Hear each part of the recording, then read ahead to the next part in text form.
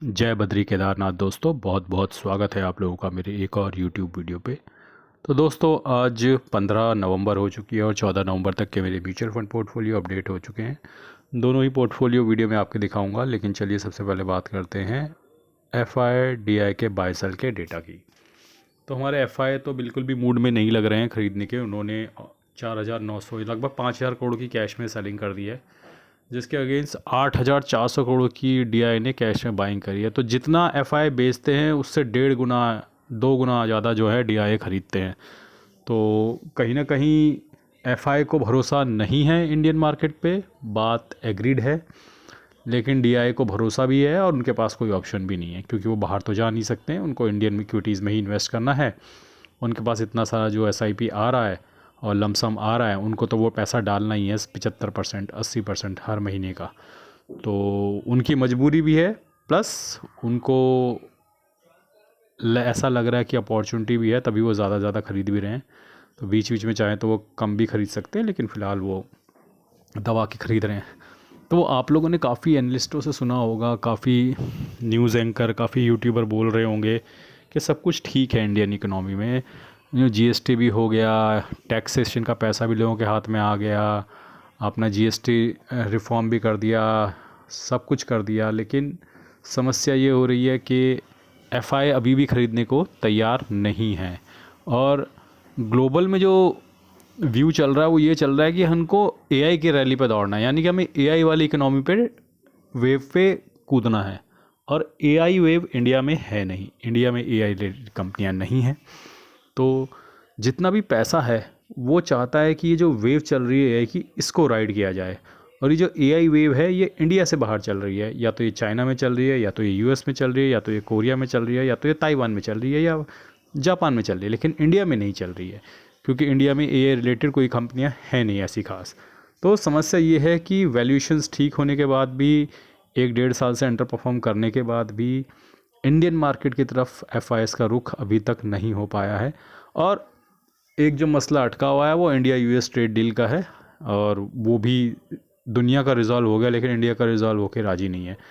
तो कुछ ना कुछ है, कुछ चीज़ें ऐसी हैं जो इंडियन मार्केट को बांधे हुए हैं।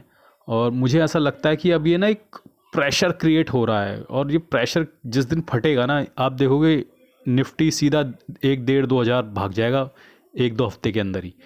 तो लेट्स होप कि ऐसा हो। और मैं अभी भी पॉजिटिव हूँ कि ये साल 27 27,500 हज़ार पे क्लोज़ होना चाहिए।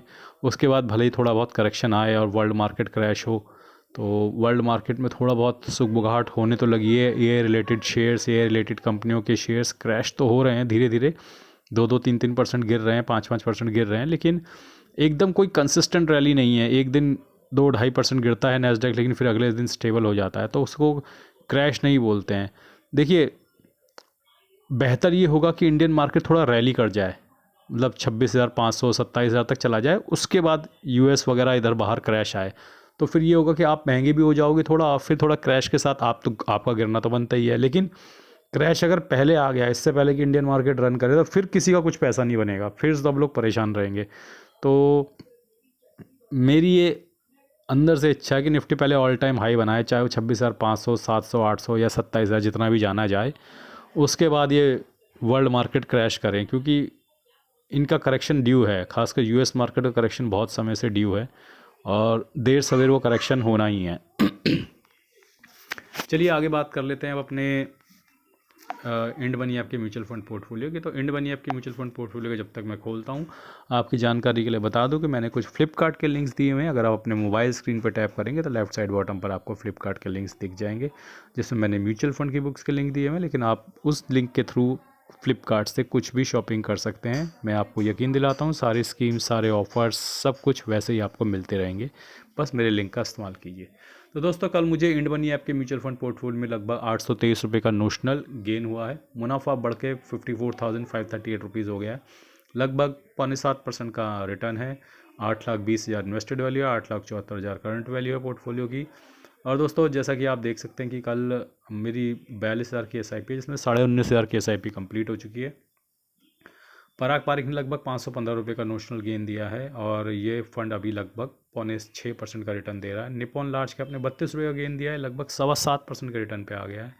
ICICI लार्ज कैप ने 21 रुपये का लॉस दिया, लगभग 7.25% पे पहुंच गया है। कोटक मिड कैप ने 16 रुपये का गेन दिया, लगभग 8.5% पे गेन पे है। एडलवेज स्मॉल कैप ने 37 रुपये का गेन दिया, लगभग 6.5% के गेन में। HDFC मिड कैप ने नो प्रॉफिट नो लॉस है, लगभग 10.5% के गेन में। एडलवेज मिड कैप ने 92 रुपीज़ का गेन दिया, लगभग 9.5% के गेन पे है। और निप्पॉन इंडिया मिड कैप ने लगभग 3 रुपये का गेन दिया, लगभग 9.25% के गेन पे।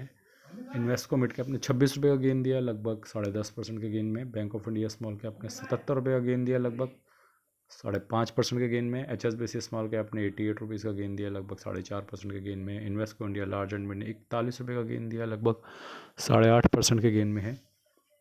मोतीलाल मिड कैप ने नो प्रॉफिट नो लॉस 5.5% के गेन में है। बंधन लार्ज एंड मिड ने 40 रुपये का लॉस दिया, लगभग 10% के गेन में है। कोटक स्मॉल कैप ने 82 रुपये का लॉस दिया, लगभग 3% के गेन में है।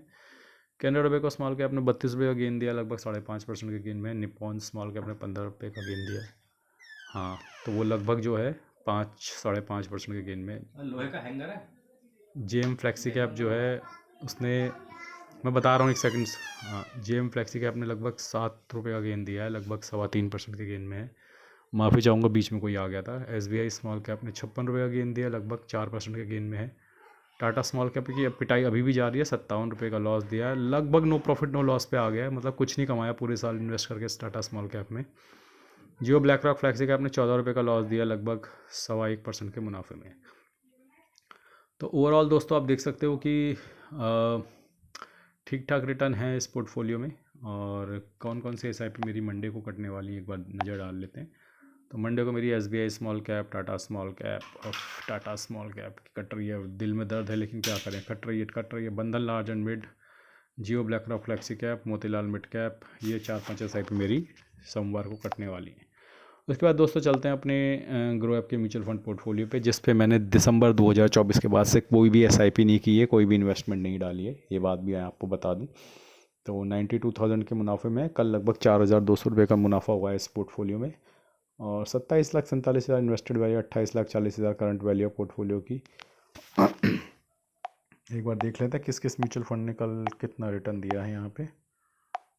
तो सबसे ऊपर रहे डिफेंस के फंड, उसके बाद भी defence, PSU large and mid, Edelweiss mid cap वगैरह। तो आप देखते जाइए, मैं धीरे धीरे स्क्रॉल कर रहा हूँ ताकि आप सारे देख सकें। या कुछ फंड ऐसे भी रहे जिन्होंने कल नेगेटिव रिटर्न दिए हैं, क्योंकि बिल्कुल मेक और ब्रेक वाली मार्केट थी। टाटा स्मॉल कैप अभी भी हैवीली अंडर परफॉर्म कर रहा है। टाटा स्मॉल कैप से भरोसा टूटता जा रहा है लोगों का, और हमारे भी अब स्थिति थोड़ा डामाडोल होती जा रही है। तो देखना होगा कि टाटा स्मॉल कैप पे कब तक होल्ड किया जाए, क्योंकि एक तो होता है होल्ड करना, एक होता है कि ठीक ठाक मार्केट में भी लगातार गिरता जा रहा है। तो देखते हैं। आज के लिए बस इतना ही। धन्यवाद। Good bye. जय बद्री केदार।